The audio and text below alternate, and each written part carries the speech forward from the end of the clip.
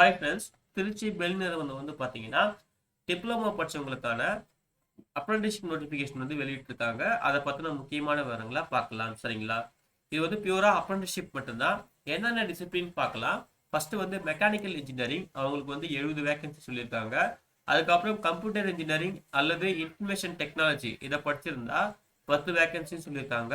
அதுக்கப்புறம் civil engineering படிச்சிருந்தா 10 vacancy, electronics and communication engineering படிச்சிருந்தா 10 வேகன்சி சொல்லியிருக்காங்க. மொத்தமா ஒரு 4 டிசிப்ளின். சரிங்களா? ஒரு 4 கேட்டகரி டிசிப்ளின் சொல்லியிருக்காங்க.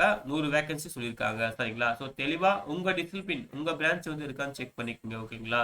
அதே போல இந்த வேகன்சி இன்க்ரீஸும் ஆகலாம், டிக்ரீஸும் ஆகலாம். அது மேனேஜ்மெண்டோட டெசிஷன் பொறுத்து இருக்கு, தேவையை பொறுத்து இருக்குன்னு சொல்லியிருக்காங்க. ஏஜ் லிமிட் பொறுத்த வரைக்கும் மினிமம் 18 வயசு, மேக்ஸிமம் 27 வயசு சொல்லியிருக்காங்க. இந்த கிரைட்டேரியா எலிஜிபிலிட்டி கிரைட்டேரியா பாத்தீங்கன்னா இந்த டேட் படி தான், அதாவது 1 பிப்ரவரி 2025 அதன்படி தான் கால்குலேட் பண்ணுவோம்னு சொல்லியிருக்காங்க. அதே போல அப்பர் ஏஜ் லிமிட்ல ரிலாக்ஸேஷனுமே சொல்லியிருக்காங்க. எஸ்சி எஸ்டிக்கு 5 இயர்ஸ், ஓபிசிக்கு 3 இயர்ஸ், பிடபிள்யூடி கேண்டிடேட்டுக்கு பாத்தீங்கன்னா 10 இயர்ஸ் அப்படின்னு சொல்லியிருக்காங்க. அதையும் நோட் பண்ணிக்கோங்க. அப்புறம் கல்வி தகுதியை பொறுத்த வரைக்கும் பாத்தீங்கன்னா கண்டிப்பா ஹை ஸ்கூல் பாஸ் 10th முடிச்சிருக்கணும். அதே போல டிப்ளமோ பாத்தீங்கன்னா ரெகுலர் ஃபுல் டைம்ல பாஸ் பண்ணிருக்கணும். இங்க என்ன டிசிப்ளின் சொல்லியிருக்காங்களோ அந்த டிசிப்ளின்ல நீங்க டிப்ளமோ ரெகுலர் ஃபுல் டைம்ல பாஸ் பண்ணிருக்கணும்னு சொல்லியிருக்காங்க. அப்புறம் மினிமம் குவாலிஃபைங் மார்க் பாத்தீங்கன்னா யூஆர் ஓபிசி இடபிள்யூஸ்க்கு 60%, எஸ்சி எஸ்டிக்கு மினிமம் 50% சொல்லியிருக்காங்க. சரிங்களா? அதையும் நோட் பண்ணிக்கோங்க. அதே போல எந்த இயர்ல பாஸ் அவுட் ஆயிருக்கணும்னா 2020, 2021, 2022, 2023, 2024. சரிங்களா? இந்த இயர்ல பாஸ் அவுட் ஆன கேண்டிடேட் மட்டும்தான் அப்ளை பண்ணதுக்கு எலிஜிபிள் அப்படின்னு சொல்லியிருக்காங்க. அதையும் நோட் பண்ணிக்கோங்க. கண்டிப்பா ரெகுலர் ஃபுல் டைம்ல தான் படிச்சிருக்கணும். நீங்க டிஸ்டன்ஸ் லேர்னிங் இல்ல part time, correspondence, sandwich course இந்த மாதிரிலாம் படிச்சிருந்தீங்கன்னா நீங்க நாட் எலிஜிபிள் அப்படின்னு சொல்லியிருக்காங்க. சரிங்களா? ஒன்லி ரெகுலர் ஃபுல் டைம்ல படிச்சவங்க மட்டும் தான் எலிஜிபிள். இந்த வேகன்சி எல்லாம் பாத்தீங்கன்னா கவர்மெண்ட் கைட்லைன்ஸ் ஃபாலோ பண்ணி நாங்க ரிசர்வேஷன், அதாவது வேகன்சி டிஸ்ட்ரிபியூட் பண்ணி கொடுப்போம் அப்படின்னு சொல்லியிருக்காங்க.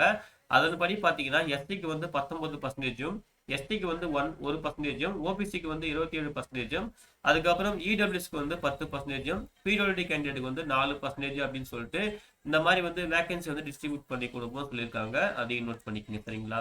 செலக்ஷன் மெத்தடாலஜி பாத்தீங்கன்னா உங்க அகாடமிக் குவாலிஃபிகேஷன்ல நீங்க என்ன மார்க் செக்யூர் பண்ணிருக்கீங்களோ அதன் அடிப்படையில் தான் நாங்க செலக்ட் பண்ணுவோம் அப்படின்னு சொல்லியிருக்காங்க.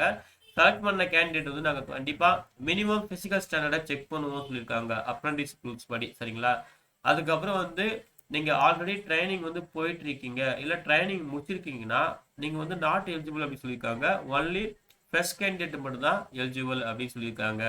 அதே போல duration ஆஃப் ட்ரைனிங் பாத்தீங்கன்னா ஒன்லி 1 இயர் தான் அப்படின்னு சொல்லியிருக்காங்க. உங்க டேட் ஆஃப் ஜாயினிங்ல இருந்து ஸ்டைஃபண்ட் பொறுத்த வரைக்கும் உங்களுக்கு ஒரு மாசத்துக்கு 8000 ரூபாய் சொல்லியிருக்காங்க. அப்புறம் ரிஜிஸ்ட்ரேஷன் பாத்தீங்கன்னா நீங்க கண்டிப்பா நேட்ஸ் போர்ட்டல்ல என்ரோல் பண்ணிருக்கணும். சரிங்களா? கேண்டிடேட் என்ரோல் பண்ணிருக்கணும் nats.education.government.in வெப்சைட்ல. சரிங்களா? அதுக்கப்புறம் அப்ளை பண்ற ப்ரொசீஜர் கொடுத்துருக்காங்க. நீங்க கண்டிப்பா நேட்ஸ் போர்ட்டல்ல என்ரோல் பண்ணிட்டு என்ரோல் பண்ணதுக்கு அப்புறம் பாத்தீங்கன்னா உங்களுக்கு ஒரு என்ரோல் நம்பர் இருக்கும். அந்த என்ரோல் நம்பர் யூஸ் பண்ணி நீங்க திருச்சி பெல் வெப்சைட்ல போகணும். சரிங்களா? அதுக்கான லிங்க் கொடுத்துருக்காங்க பாருங்க. திருச்சி பெல் வெப்சைட்ல போயிட்டு அங்க போயிட்டு நீங்க அகைன் ரிஜிஸ்ட்ரேஷன் பண்ற மாதிரி இருக்கும்.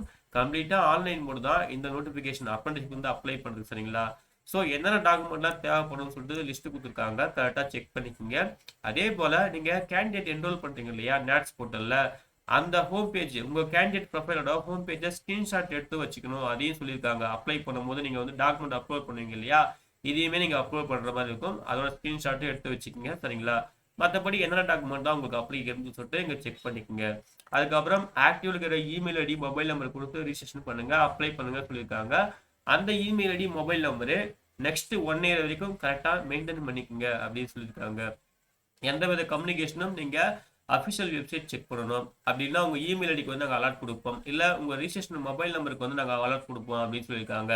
ஸோ இதையும் நோட் பண்ணிக்கங்க. சரிங்களா? அதுக்கப்புறம் நீங்க அப்ளை பண்ணி முடிச்சதுக்கு அப்புறம் இந்த அப்ளிகேஷன் இருக்கு பாத்தீங்களா, இந்த ஜாப்க்கான அப்ளிகேஷன், அதை soft copy plus hard copy ஒரு டாக்குமெண்ட் சேஃபா வச்சுக்கோங்க. கண்டிப்பா ஃபியூச்சர் ரெஃபரன்ஸ் தேவைப்படும் அப்படின்னு சொல்லியிருக்காங்க. அதுக்கு பிறகு பாத்தீங்கன்னா எந்த விதமான டிராவலிங் அலவன்ஸ் எல்லாம் தர மாட்டோம். ரெக்கமெண்ட் ப்ராசஸ்க்கு நீங்களே தான் உங்க ஓனர் பேர்ல பாத்துக்கணும்னு சொல்லியிருக்காங்க. இந்த ஜாப் அப்ளை பண்றதுக்கு பாத்தீங்கன்னா பிப்ரவரி 5 அப்பவே ஆன்லைன் போர்ட்டல்ல அப்ளிகேஷன் ஓப்பன் ஆயிடுச்சு. லாஸ்ட் டேட் பொறுத்த வரைக்கும் பிப்ரவரி 19, 2025 தான் லாஸ்ட் டேட் சொல்லியிருக்காங்க. அப்புறம் இதுக்கு வந்து அப்ளை பண்ணுறதுக்கு சரிங்களா, அந்த நோட்டிஃபிகேஷனுக்கு அப்ளை பண்ணுறதுக்கு வந்து பார்த்தீங்கன்னா அதுக்கான கைட்லைன்ஸ் கொடுத்துருக்காங்க அன்னெக்சர் 1ல், அதையும் நீங்கள் செக் பண்ணிக்கலாம். அதாவது பெல் போர்ட்டலில் எப்படி ரிஜிஸ்ட்ரேஷன் பண்ணுறது அப்படின்னு சொல்லிட்டு கொடுத்துருக்காங்க. அதுக்கப்புறம் எப்படி வந்து அப்ளிகேஷன் சப்மிட் பண்ணுறது அதுக்கான கைட்லைன்ஸ் கொடுத்துருக்காங்க. ஸோ இங்கே நீங்கள் தெளிவாக செக் பண்ணிவிட்டு நீங்கள் அப்ளை பண்ணிக்கலாம் சரிங்களா. சொன்ன மாதிரி அப்ளை பண்ணி முடிச்சதுக்கப்புறம் அந்த அப்ளிகேஷன் காப்பியை soft copy plus hard copy சேஃபாக வச்சுக்கோங்க சொல்லியிருக்காங்க. கண்டிப்பாக நாங்கள் கேட்போம் அப்படின்னு சொல்லியிருக்காங்க சரிங்களா.